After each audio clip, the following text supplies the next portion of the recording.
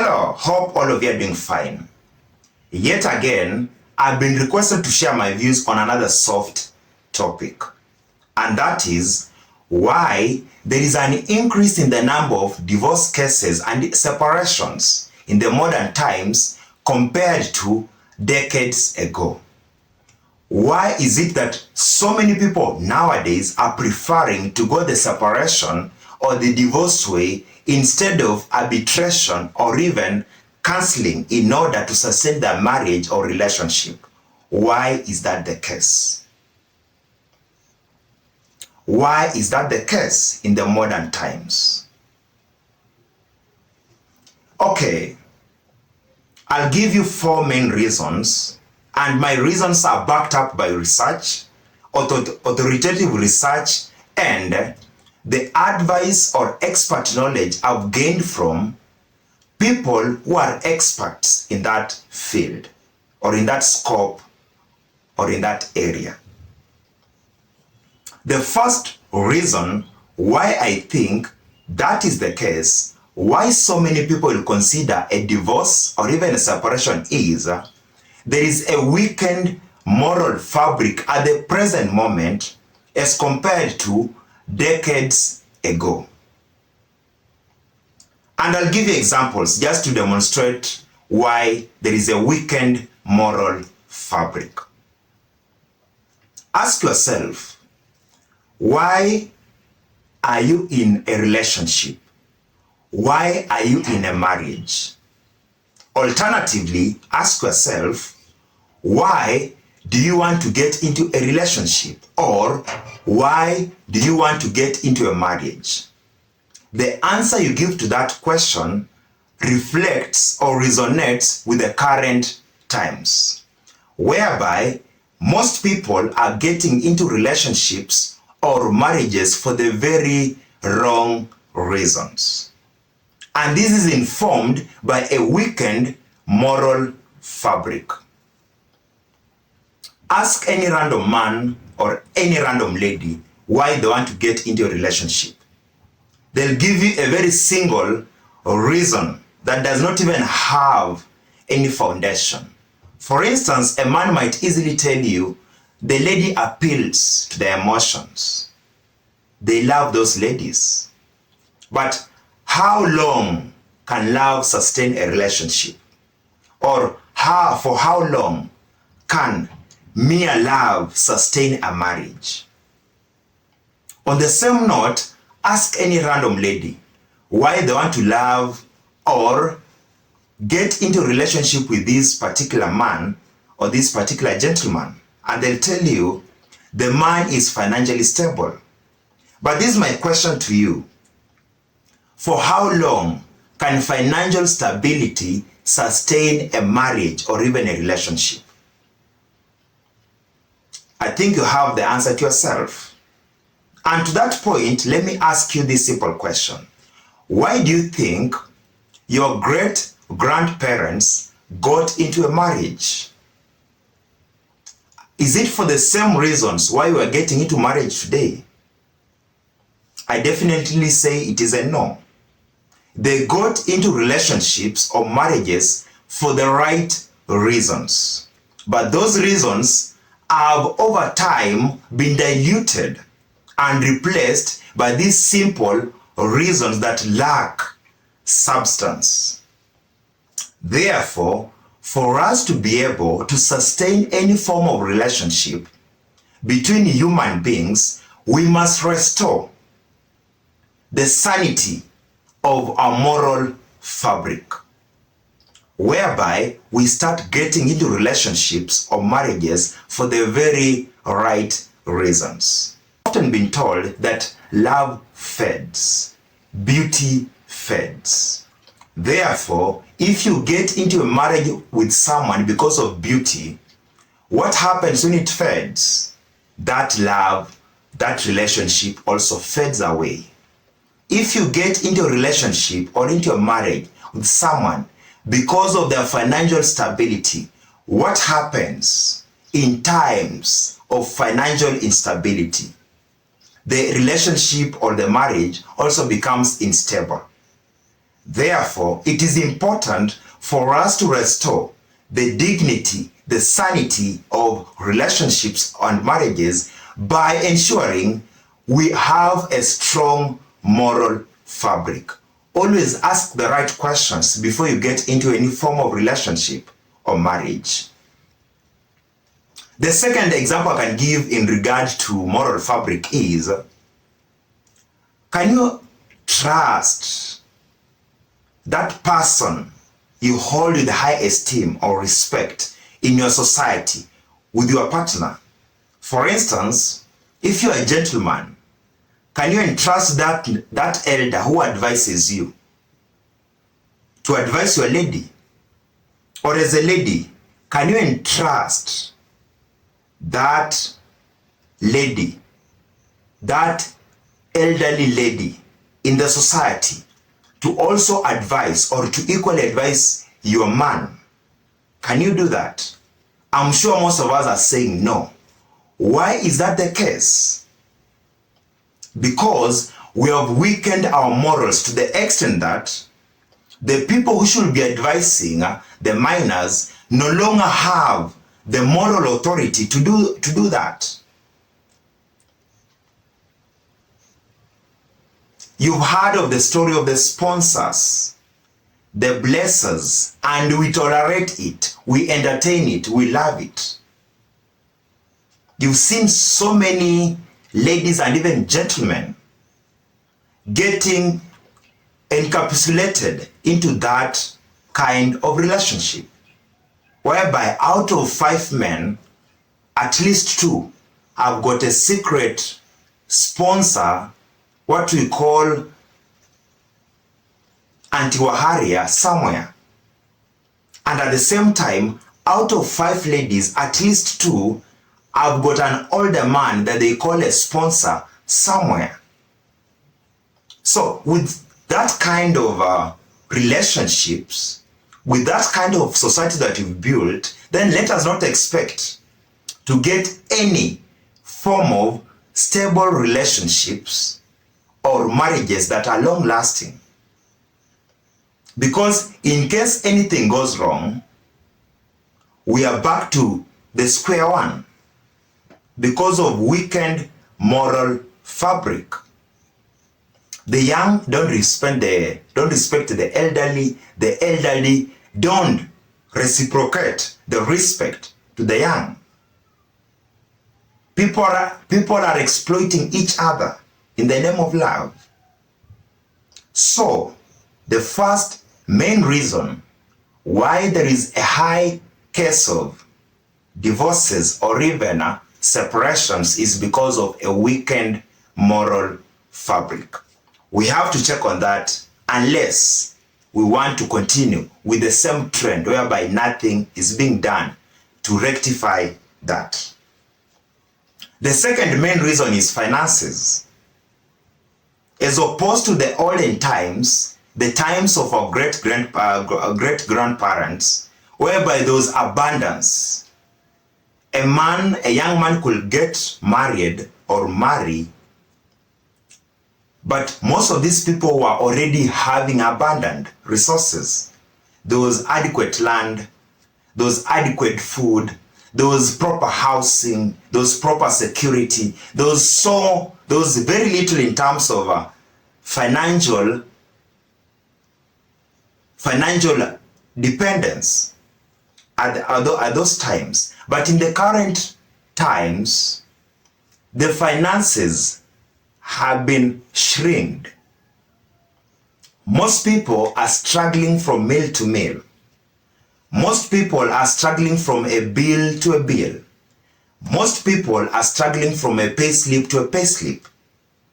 If you can't sustain yourself, how can you sustain another human being? That is the question we always have to ask ourselves. Most people are struggling, and that informs why they'll easily be prompted to consider a divorce or even a separation in case the case calls for that. Therefore, unless we are able to create a society that is self-sustainable, a society in which each and every person has got access to the basics they need in life, it will be so hard for us to sustain relationships or even marriages in the current times.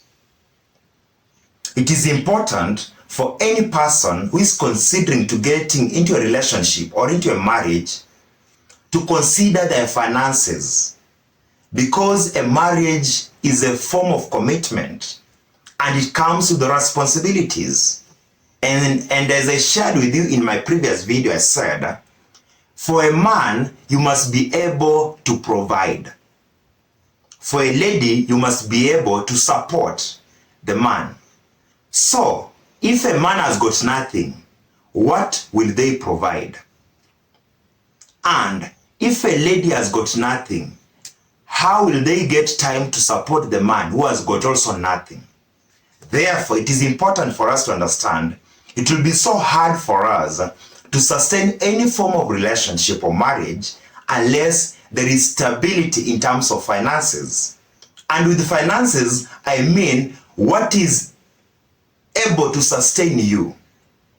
There are those who need $1,000, there are those who need $1 million, all that depending on what you need or your level of appreciation or what you think can sustain you.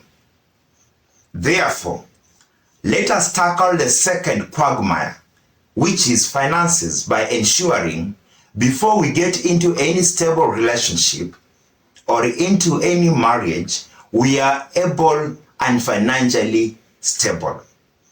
Both the giant and also the lady, so that you've got a semblance of equity in that relationship.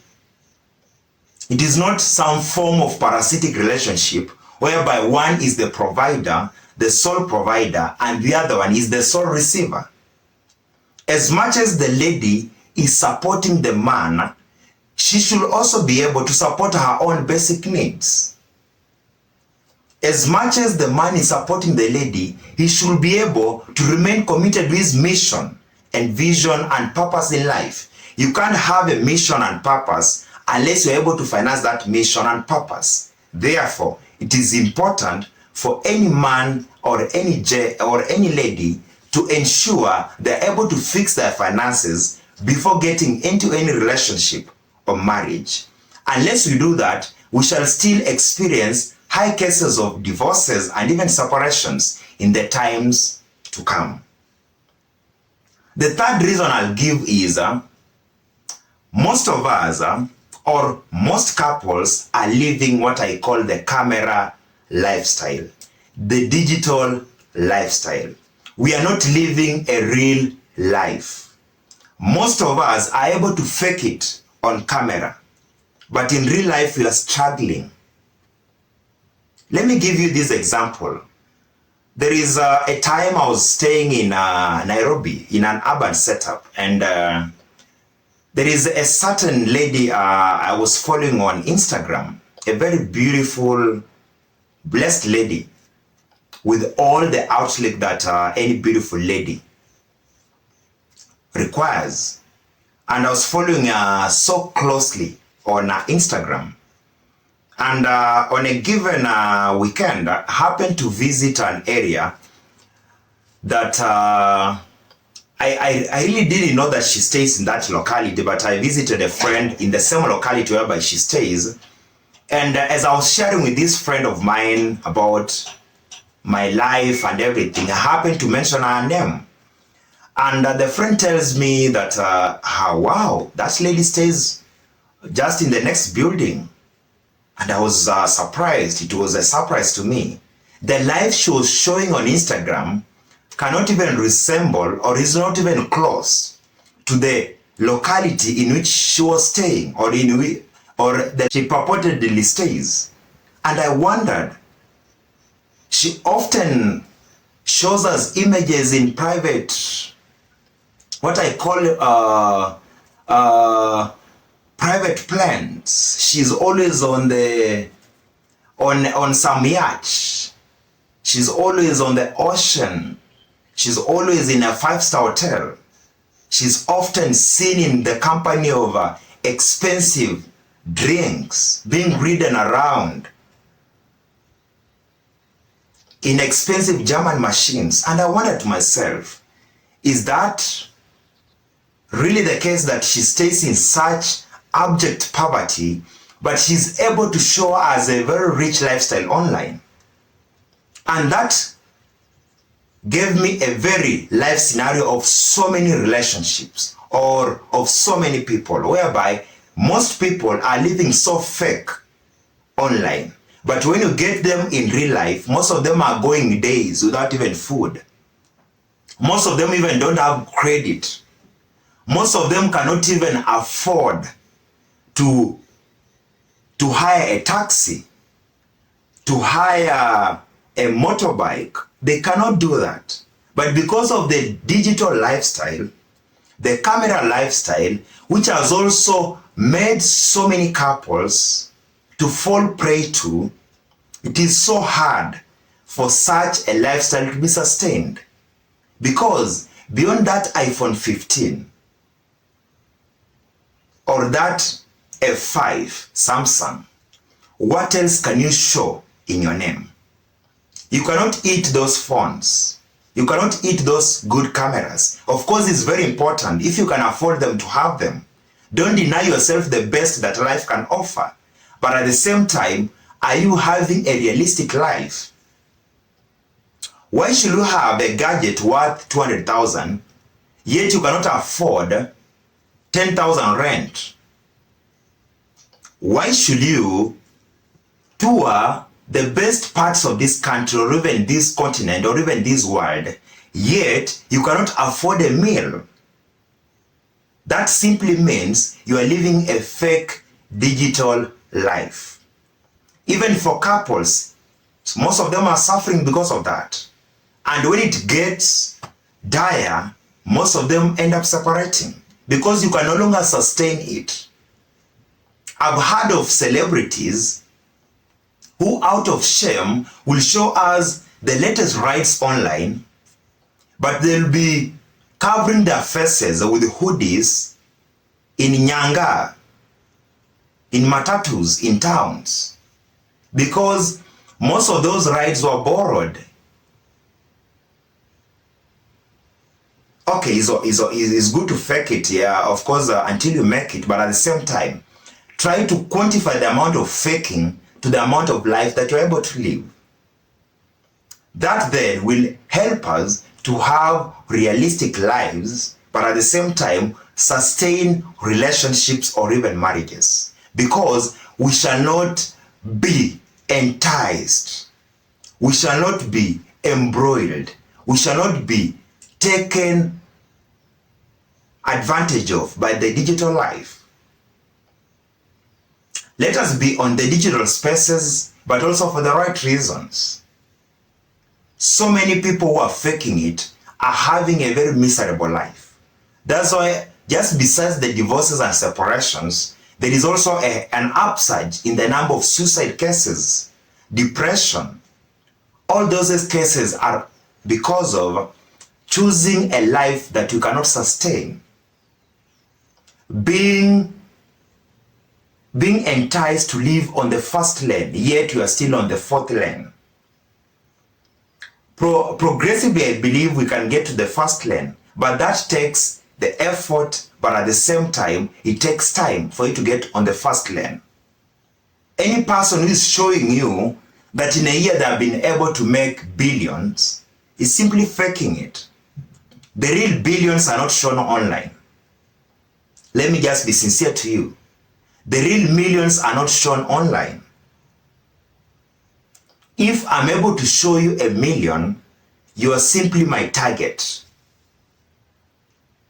If I've made my millions in secret, I'll also consume my millions in secrets. I'll simply give you snippets. If I show you a ride worth 5 million, I should be able to produce a bank account with at least 20 million. That is now a real life. But if I'm showing you a ride worth 5 million and I've got a Fuliza active account on my phone, I've got all the loan application apps on my phone. I'm faking it, and that will get into my brain and therefore affect even my own life and how I relate with other people because I'm faking it. Therefore, before you get into any serious relationship or serious marriage, consider doing your own background check on these people you want to get into a relationship with, so that at the end of the day, you end up living a real life, a realistic life, or a life next to reality. That will help you. But at the same time, for those who are on the public or in the digital space, let us be as cautious as possible. Let us be able to account for each and everything that we share. Let us live real, because I've realized this. Most of the people you're showing don't even care. Some of them have got more, or some of them are just yearning to have what you have. So they really don't care. In the current world setup, you don't motivate people because it is a competitive world. Don't tell us that you are motivating us by showing us what you have. Just post because you love posting what you have. Live your best life because innately you are happy with what you are doing in your own life. Through that, you'll never be stressed, you'll never stress someone, and at the end of the day, you'll be able to maintain good relationships with the people who matter in your life, whom I think should not be more than 5. Personally, I don't think I've got more than 3 people who matter in my life. Some of them might be just single people, but others are just in form of groups. Besides my family, there are less than 5 people who matter in my life. And I think for you also to also be able to live a very realistic life, have very few people who matter in your life. And these people should be able to tell you the blanket truth. People who will be able to critique you, people who will be able to cheer you up, but at the same time, people who will be able to hold you account when you do anything that is contrary to your own vision, purpose, and mission in life as a man. Do that and you'll have a very good and smooth life. There is nothing like we are living quick life. Most of the people have said that life is short have ended up living up to 80 years. And those who just live life haphazardly have ended up regretting in their latter days of life, in their sunset days. Therefore, don't be part of the statistics, but be part of the change that we need in order to sustain relationships or even marriages. And lastly, marriage has turned into a business. Most people are getting married or marrying due to business.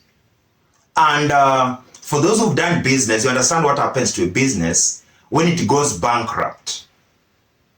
It goes into solvency. When a business can no longer give you profit, you close down that business. You only sustain a business that is able to continue giving you profit or registering positive accounts in your bank account.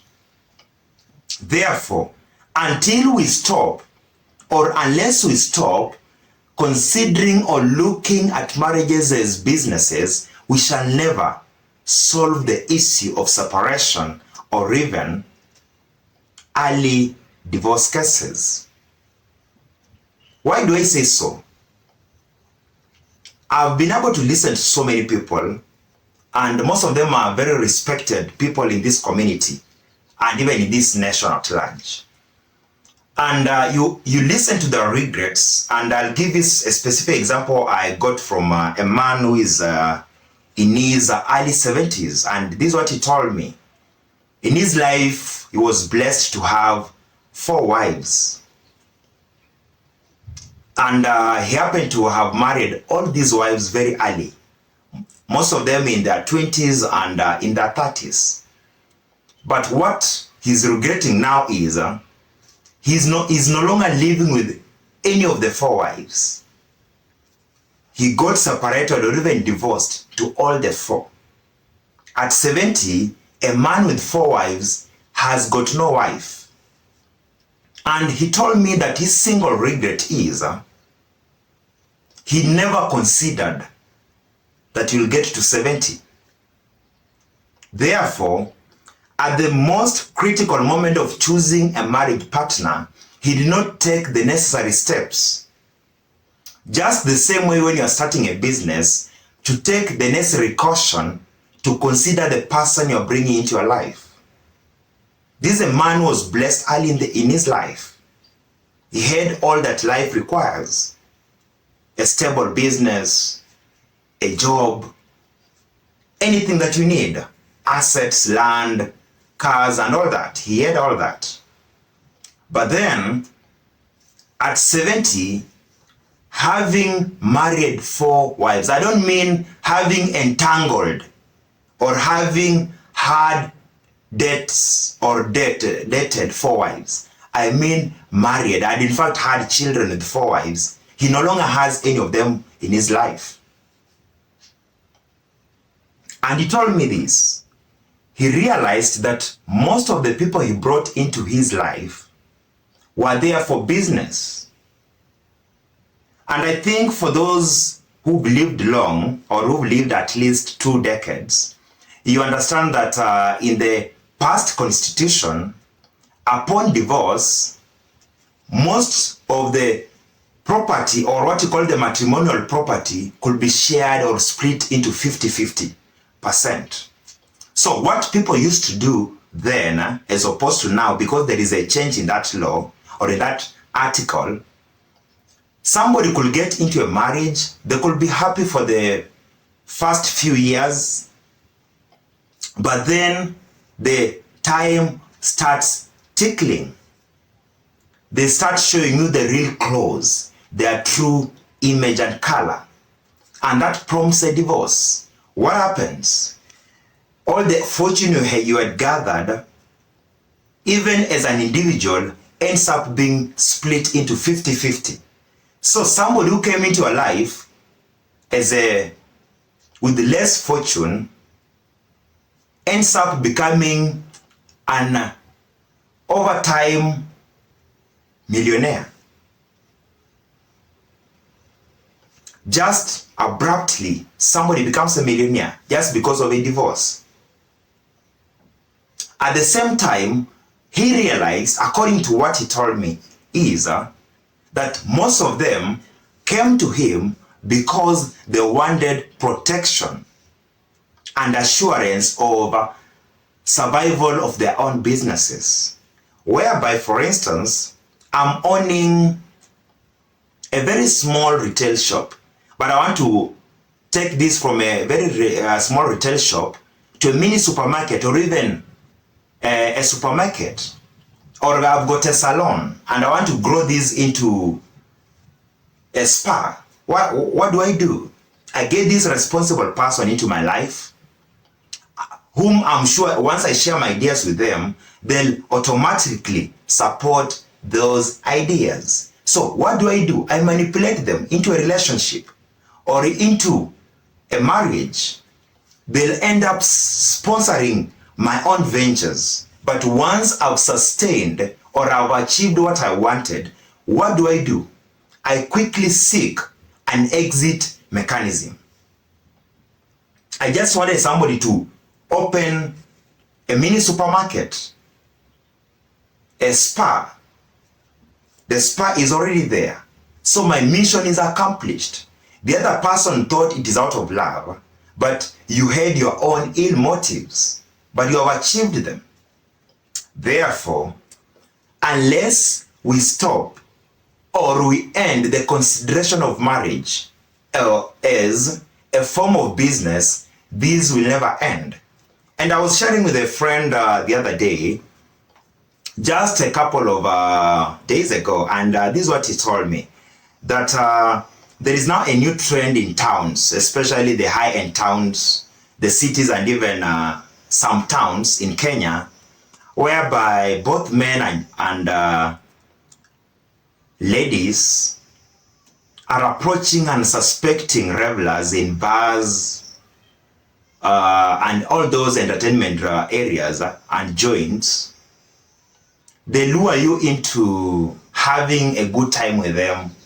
You have the drinks, you have the nyama choma and all that with them. Of course, after that, for a man, you'll be tempted to request this lady if she can accompany you to your place. Or as a lady, she'll also be tempted to request this gentleman if he can accompany her to her place. And in most cases, most of them will say yes. So once you get to their places, and this is a criminal enterprise, you'll end up doing what most of them, of course, are going there to do. You'll cohabit, you'll at times maybe even have a sex or so. But then they're doing it with an ill motive. Early in the morning, be it the male or the female who had that agenda, will trigger this question: did we have sex? And once you say yes, they're recording you. That message will be shared with now another person, in most cases, a lawyer or even a police officer who is also in that criminal enterprise. And they'll end up taking money from you because they'll end up accusing you of rape. And I've seen or I've heard of so many people, both gents and ladies, who have fallen victim to that criminal enterprise. You thought this person accompanied you home because they love you, or they've seen some semblance of relationship or love towards you. But that is not the case. They're in business. You end up sleeping with them. You end up regretting for the next couple of months or even weeks on why you made that prompt decision. Therefore, for us to be able to sustain marriages or even relationships, let us ensure we end that criminal enterprise whereby you consider love or relationship as a form of business. Unless that is done, we shall never end that.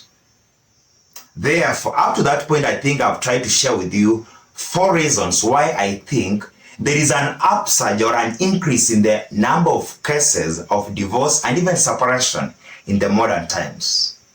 So I'm not a marriage advisor, but this is what I can tell you just for an epilogue. Before you make any decision that you consider long-term decision, always consider all the possible scenarios, so that regardless of what happens a decade from now, 2 decades from now, you will never regret. I've dated so many people in my life equally. Let me just give my own experience, but I've never regretted when such relationships ended. Why? I measured what I did in those relationships. And I don't hold any bad blood with any of those people who have been in my life. Why? We did not end the relationship because of something that was miserable. We ended it because it was better for both of us. Therefore, it is important that before you make any decision in line with marriage or even relationship, ensure you consider it in the form of long term, whereby if anything happens, you don't end up regretting, but you end up embracing another time and continue embracing the best life can offer. And nobody should cheat you about fear women or fear men. We are compatible human beings that were created biologically to live or to coexist together.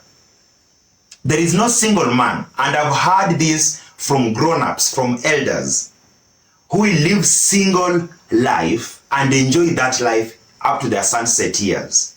There is no single lady who will live happily as a single lady and enjoy up to the sunset years. When you get to your 50s or to your 60s, when your energy has deteriorated, you will understand why it is important to have someone on your side.